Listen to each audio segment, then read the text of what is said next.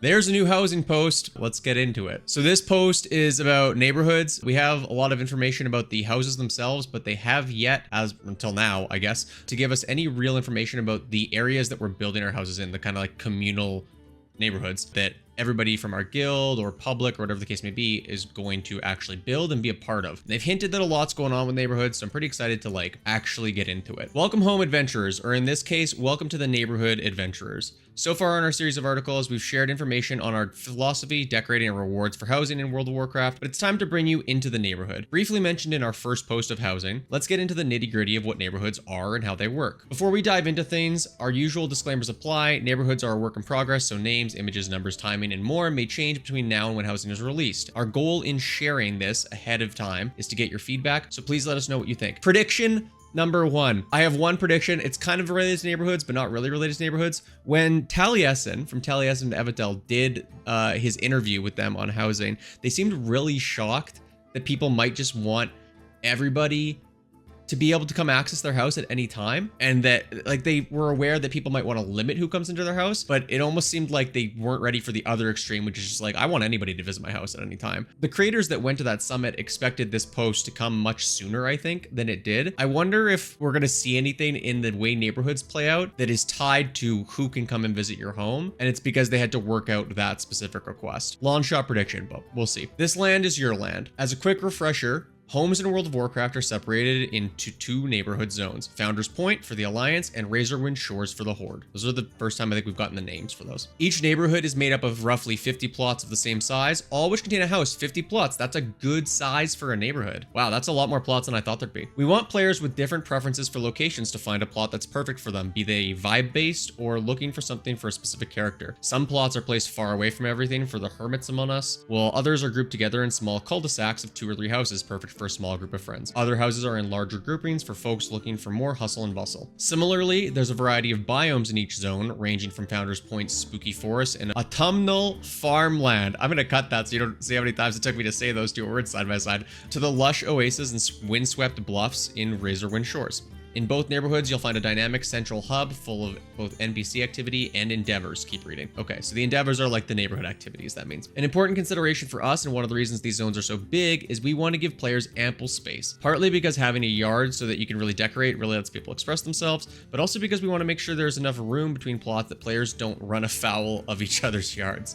You won't have to worry about your neighbor's old growth tree jutting into your delicately constructed hedge mates. I'm gonna cut in my friend Tom's house in Final Fantasy XIV that just has all the Namazu statues in the front. Oh, it's my favorite place in the world, probably. We got some good screenshots here. This is awesome. These both look fantastic. Okay, we got a little more shore. There's a beach. That makes me optimistic. I'm a pirate guy, so I would really love like a coastal home if I can get it. Housing organizations in Azeroth, Home Owners Association. It's not just a question of where you choose to live, but who you choose to live near, and that's important. And don't worry, there aren't any actual HOAs here unless players choose to implement them. I am the HOA. Neighborhoods are persistent, so anyone you live near will be your neighbor forevermore, making this decision important, though you can move at any time, so don't worry too much. This allows your neighborhood to be customized, and you can work with other players to progress it together. There are 2 types of neighborhoods. Public neighborhoods, these are created as needed by the game servers and anyone can buy a house in them. As they fill up, new instances are created, so players looking for a house shouldn't see a message about all the neighborhoods being full. Lol. Public neighborhoods are run by the game as well, including naming it with a semi-procedurally generated name, organizing endeavors, and keeping the neighborhood running however needed. Private neighborhoods are created and owned by players, either by guilds as guild neighborhoods, or arbitrary groups of players as charter neighborhoods. To create and maintain a private neighborhood, there's a minimum number of players, not characters, who must be in the guild or charter, as well as, eventually, a minimum number of players who must live in the neighborhood. This is due to technical concerns around server and database performance, as neighborhoods are significantly more complicated than a simple instance. I believe that. There's a lot of persistence they have to carry with all of those. Guild and charter neighborhoods have largely the same functionality. They can be named by their owners, and the names do not have to be unique, although they do have delimiters to differentiate them from one another. Makes sense. Players control who can live in them. For guilds, this is via the guild roster. If a guild removes someone, the player will also be removed from the neighborhood. I wonder what happens to their home layout when that happens. Charters will have manual control over who can live there via a special UI. There's a permission system for who can control the settings, membership, etc. Managing endeavors is the responsibility of the owner and managers. Guild neighborhoods will have homes available to everyone in a guild through additional attached instances, regardless of the guild's size, while charters are limited to the number of maximum plots in a neighborhood. Okay, so if you have a guild with more than 50 people, it will have additional like subset instance neighborhoods so that everybody can live in like one big guild neighborhood. That's kind of cool. That's a good way to solve that problem, actually. I thought about that with our place. Look at all these outdoor... These are all like the Horde outdoor decor, I guess. Deco. Okay, they have a coastal one here. There's probably one of those for Alliance then. We're laughing. That's perfect. Don't you be my neighbor. 2 questions we've gotten a number of times that we want to answer quickly. 1, what happens if I don't like my neighbor's neighborhood? We've designed this to be frictionless and straightforward, so you can just get up and move. You can choose to relinquish a house at any time, at which this point, your house's state will be saved. So I have to imagine that's also what happens if you get kicked out of your guild. Ready to be unpacked with a click when you purchase a new house. I keep saying house. When you purchase a new house elsewhere. When you move out, there's a regret timer started so that if you change your mind before purchasing a new house, you can move right back in. That's cool. Once you buy a new place or the timer elapses, your old house will go back up for sale and another player can buy it.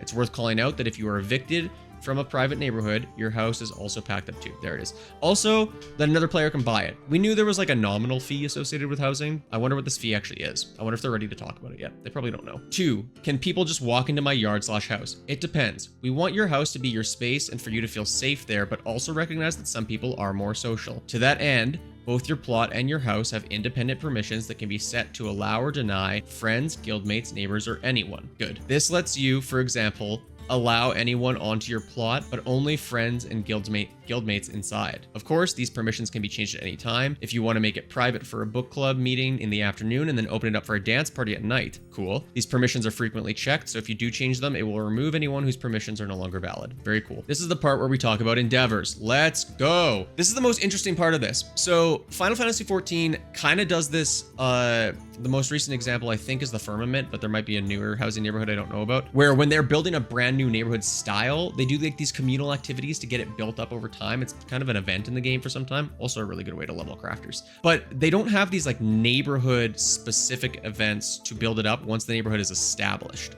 which is an important distinction and probably really fun. I dropped my webcam cover and I don't want my dog to eat it. Endeavors are a neighborhood-wide activity open to anyone who lives in the neighborhood. Endeavors occur approximately once a month, and when a new endeavor becomes available, the neighborhood is provided with the opportunity to learn from various cultures and factions of Azeroth by completing different tasks. Players in private neighborhoods can choose from a selection of endeavors, though occasionally a set endeavor appears to highlight things that are happening in the world. In public neighborhoods, the game servers are responsible for choosing which endeavors are active. Cool. You know what this kind of sounds like to me? A neighborhood mission table. It's like they took the mission table concept and they said, what if that was a communal activity instead? And also worth noting that I think it's cool that there might be events in game that create specific neighborhood ones. Here's my second prediction of the video, give or take. I think the first communal event endeavor will be related to whatever catastrophic event is probably happening at the start of midnight, because housing is coming in before midnight based on the roadmap. So I bet you get your neighborhood all set up, everybody's moved in and ready to go,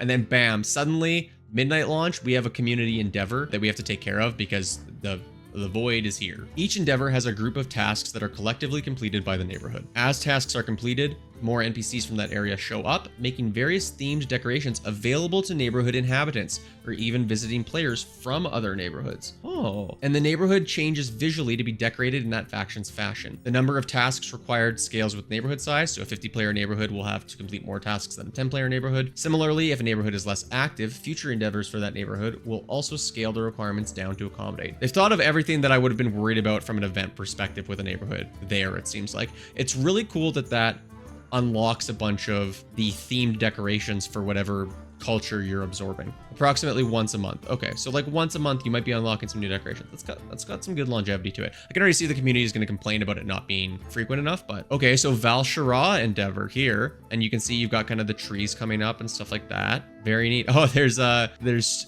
Trance just walking around. The tasks themselves run the gamut of gameplay, from crafting to gathering to questing to completing dungeons or raids.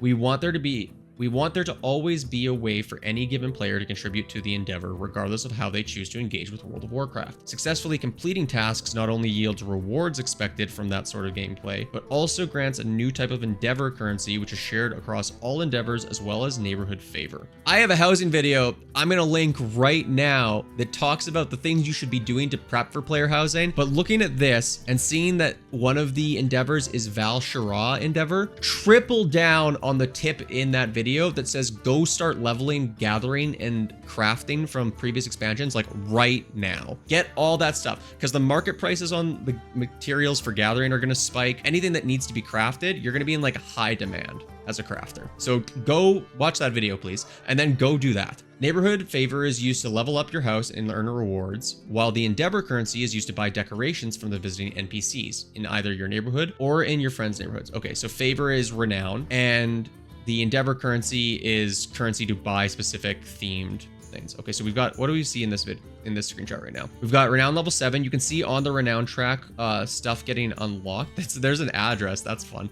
I love having an address. Increased decor limit. Cool. Scarlet Throne. Okay, so you unlock like 3 things here. So it's not just what's on the bar, and you're unlocking things as you earn this, which you get from completing tasks. Once enough tasks have been completed in an endeavor, the entire neighborhood is rewarded together with bonus endeavor currency and neighborhood favor, as well as the ability to purchase all the decorations at the NPC, provided players have enough currency. Our goals for endeavors are threefold. 1, give the neighborhood a common goal to rally around and be rewarded for it collectively. It feels good to complete things together, and we want to encourage both synchronous and asynchronous play with your neighbors. It sounds like mission achieved on goal number 1. Goal number 2, to give neighborhoods a choice in how things are visually presented on a larger scale, not just in individual player-owned plots. Also true, where you will have to have a mayor, but true. And 3, introduce some asymmetry between neighborhoods to make visiting other neighborhoods more interesting.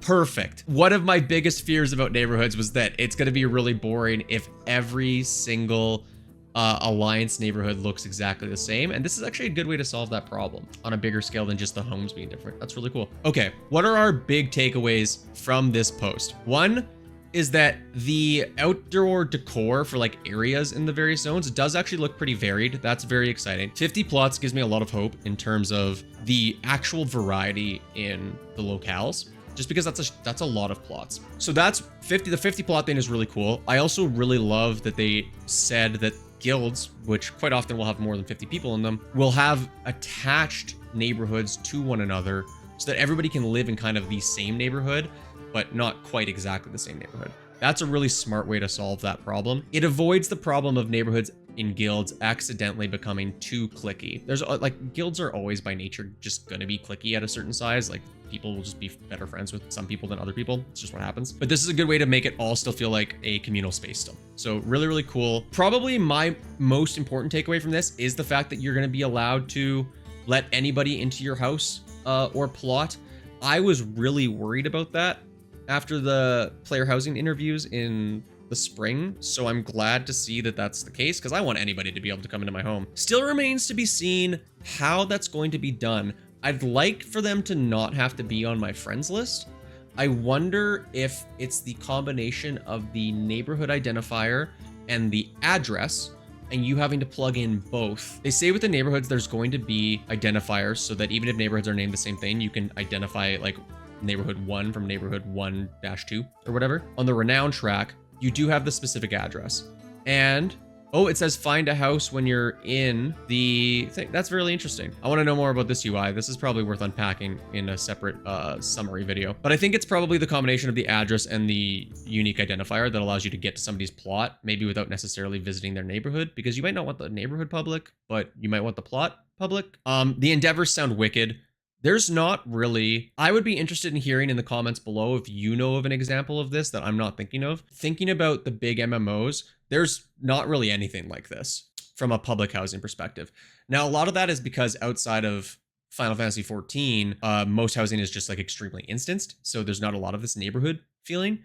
But even in 14, there's not really these big community activities. This is really, really smart and really, really cool. Probably my favorite thing in the whole post, next to people being able to come to my house. And we got a cool look at like what the renown track is going to look like. Overall, that's a super exciting post. I mentioned it in the middle of the video, but I have a video on my channel right now that I put out 2 weeks ago, as of when this goes up, maybe, that talks about what you can do to prep for housing right now, specifically because of the Val Shara Endeavor thing. Some of those tips are now like triply important because I think that there's going to be a lot of demand for stuff that comes out of legacy areas. And the nice thing is that because Endeavors aren't set by the server, but are determined by the community in a lot of these neighborhoods, specifically the private neighborhoods, there will always be demand and variety because people are just going to prioritize things differently, right? Like some people are going to want the Val Shara Endeavor first for their neighborhood. Some people are going to want the Suramar one for their neighborhood first. Some people are going to want the Kultiris one for their neighborhood first. The Zandalari, like the list goes on, right? So it becomes specifically important for the market